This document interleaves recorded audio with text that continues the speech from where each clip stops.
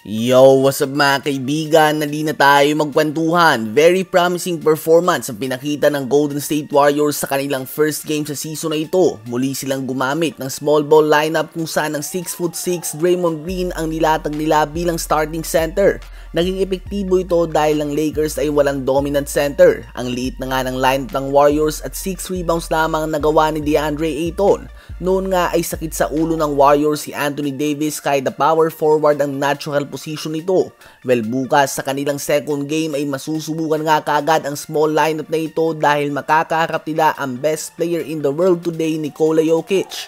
Isang very dominant center. Bukod dyan ay noong preseason nga ay gumagamit sila ng lineup kung saan magkasama sa front court si Jokic at Jonas Valanciunas. Hindi na nga bago kay Jokic ang maglaro ng power forward position dahil ito naman talaga ang posisyon niya noon sa kanyang national team at noong pumasok din siya sa NBA. Tiyak nga na masusubukan ng small ball Warriors ng Twin Towers na ito ng Denver Nuggets. Isa pa ay dinagdag na din nga nila sa kanilang lineup sila Bruce Brown Jr., Cam Johnson at Tim Hardaway Jr. Kaya ba mga kaibigan, sa palagay nyo ba ay magagawa na makuha ng small ball lineup ng Golden State Warriors ang panalo laban sa 3-time NBA MVP Nikola Jokic at Denver Nuggets? Anong nangyari sa Los Angeles Clippers? Yan ang tanong ng madami matapos silang tambakan ng tanking team ng Utah Jazz. Natapos ang first quarter sa score na 43-19. Lumobo nga sa 37 points ang biggest lead ng Utah Jazz at hindi naman nakalamang ang Clippers sa buong game na ito.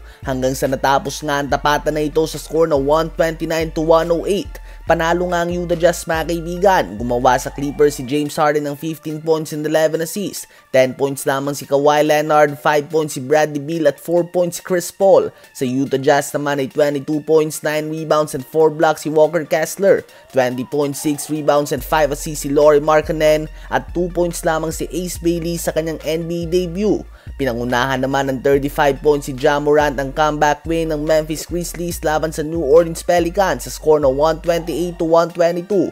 Tinulungan din siya ni Jaren Jackson Jr. na nagtala ng 18 points, 8 rebounds and 6 blocks. Habang sa Pelicans naman si Zion Williamson ay gumawa din ng 27 points, 9 rebounds, 5 assists and 5 steals. Bagong season, dating Giannis lang. Sa kanyang season debut ay nagtala si Antetokounmpo ng 37 points, 14 rebounds and 5 assists on more than 60% shooting sa field at pinangunahan niya ang Milwaukee Bucks sa 133-120 win laban sa Washington Wizards. Habang si Anthony Edwards mga kaibigan ay gumawa din nga ng 41 points sa kanyang season debut including ang dagger upang ibigay sa Minnesota Timberwolves ang 118-114 win laban sa Portland Trail Blazers. Ano ba masasabi nyo tungkol dito?